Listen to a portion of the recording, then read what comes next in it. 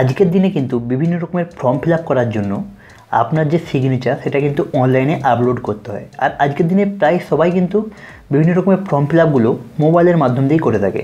তো সেই সমস্ত মোবাইল ফোনের মাধ্যম দিয়ে যারা করে থাকে, তো তাদের ক্ষেত্রে সেই সিগনেচারটা কিন্তু তাদেরকে ছবি তুলে সেটাকে একটা নির্দিষ্ট সাইজের জেপিজি বা পিডিএফ করে আপনাকে সেটাকে আপলোড করতে হয়।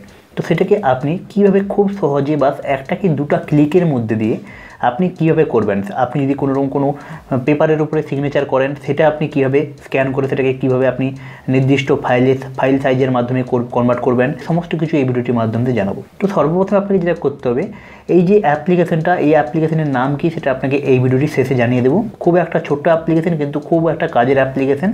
আপনার নিত্য প্রয়োজনীয় দিনে এই অ্যাপ্লিকেশনটা কিন্তু খুব প্রয়োজন, একটা গুরুত্বপূর্ণ ভূমিকা পালন করে। তো আপনাকে সর্বপ্রথমে এই অ্যাপ্লিকেশনটিকে ডাউনলোড করার পর এখানে নিচের দিকে দুটো অপশন পাচ্ছেন, একটা প্লাস একটা ক্যামেরা। আপনাকে এখানে ক্যামেরার উপরে ক্লিক করে নিতে হবে। যেই ক্যামেরার উপরে ক্লিক করবেন এখানে কিন্তু অনেক রকমের অপশন চলে আসবে। তো আপনার কাছে এখানে কিন্তু নিচের দিকে অনেক অপশন চলে আসবে। এখানে কিন্তু আপনি একটা সিগনেচার বলে অপশন পেয়ে যাবেন। আপনি এখান থেকে যদি আপনি সিগনেচারটাকে স্ক্যান করেন সেই ক্ষেত্রে কিন্তু আপনাকে এখানে প্রাইম মেম্বারশিপ কিন্তু আপনাকে এখানে পারচেস করতে বলা হবে।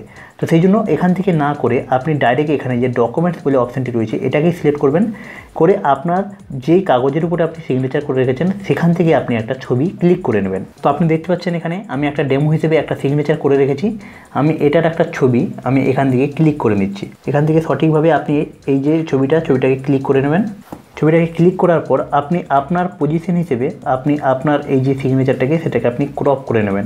ক্রপটা এইভাবে করে নেওয়ার পর নিচের দিকে একটা ছোটো রকমের কন্টিনিউ অপশান দেখতে পাচ্ছেন, এটার উপর আপনাকে ক্লিক করতে হবে। ক্লিক করার পর এবার আপনাকে নিচের দিকে একটা টিক চিহ্ন দেখতে পাচ্ছেন, এটার উপর আপনাকে ক্লিক করে দিতে হবে। এরপরে আপনাকে যেটা করতে হবে, আপনি এইবারে দেখতে পাচ্ছেন আপনার এখানে যে ছবিটা সেটা কিন্তু এখানে চলে এসেছে, সিগনেচারটা এখানে এসে গেছে। এবারে আপনাকে যেটা করতে হবে, নিচের দিকে এই যে টিক চিহ্ন দেখতে পাচ্ছেন এটার উপরে ক্লিক করবেন। ক্লিক করার পর এইবারে আপনার কাছে এখানে এইভাবে চলে আসবে।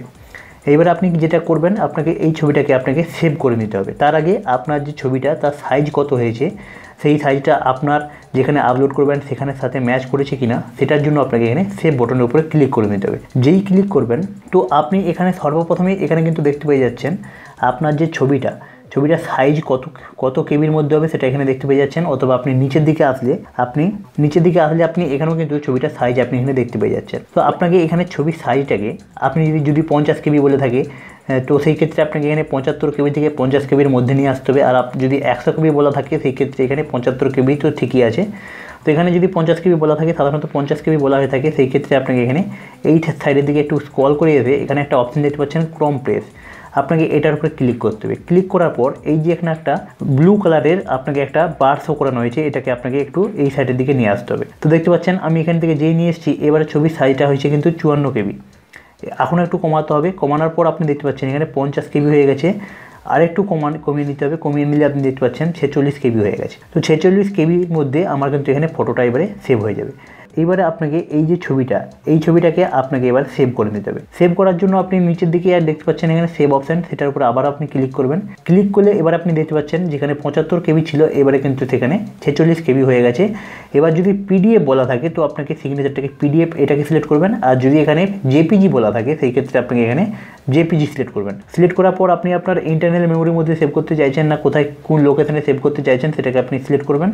সিলেক্ট করার পর আপনি দেখতে পাবেন আপনার কাছে এখানে আপনার যে ছবিটা সেটা এখানে সিলেক্ট অপশান চলে আসবে। এবারে সিলেক্টের উপরে ক্লিক করার পর আপনি দেখতে পাচ্ছেন আপনার ছবিটা এখানে কিন্তু সেভ হয়ে গেছে। এবার আপনি এখান থেকে লোকেশান দেখলেও দেখতে পেয়ে যাবেন আপনার কোন পাতের মধ্যে আপনার যে সেই ছবিটা যেটা এখানে সেভ করলেন কোথায় সেভ হয়েছে সেটা আপনি দেখতে পেয়ে যাবেন। সেই হিসেবে আপনি গিয়ে আপনি সেখান থেকে আপনার যে ফটোটা সেখান থেকে আপনি সে কপি করে নিয়ে আপনি যেখানে আপলোড করতে চাইছেন সেখানে আপলোড করতে পারবেন।